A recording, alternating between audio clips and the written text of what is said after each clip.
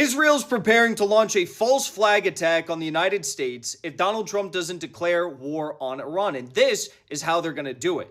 For starters, we need to understand something. Israel has been dreaming and demanding that the United States launch a war in Iran with Israel for decades. This is the number one dream of Benjamin Netanyahu, and he's been in power longer than anyone else in Israel's history, okay?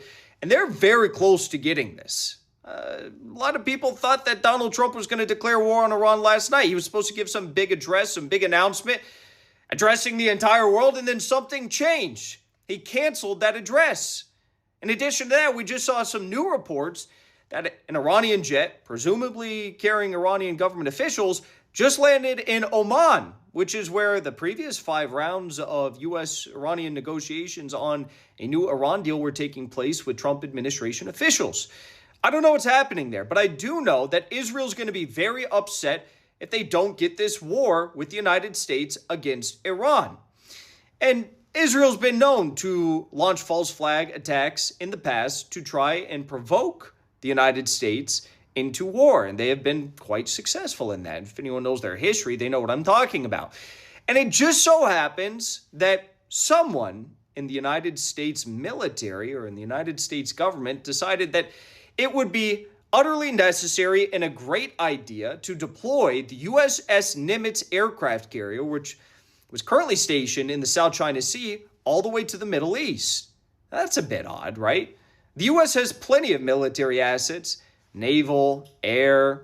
They've got plenty of air bases and military bases all across the Middle East as well. Why do they need to take this USS Nimitz, which is, as I understand, one of, if not the only major aircraft carrier in the South China Sea right now, and deploy it to the Middle East, leaving the South China Sea completely exposed, by the way?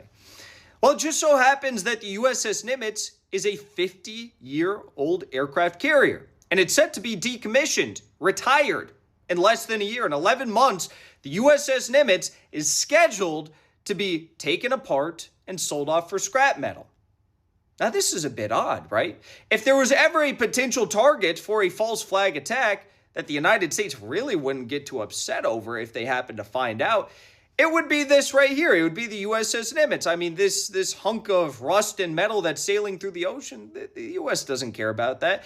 And we know that Israel doesn't care about the U.S. troops, the sailors that are on board, because they've done this before. Cough, cough, USS Liberty, and many others, by the way. Okay, so I'm very worried about this. Whether we go to war with Iran, that's terrible. That's a horrendous idea. And if we don't, well, we should really get out of the region and avoid any sort of false flag attack from Israel, if possible. I mean, they have agents everywhere, but we need to make sure that we are secure, and we need to be monitoring this situation very closely.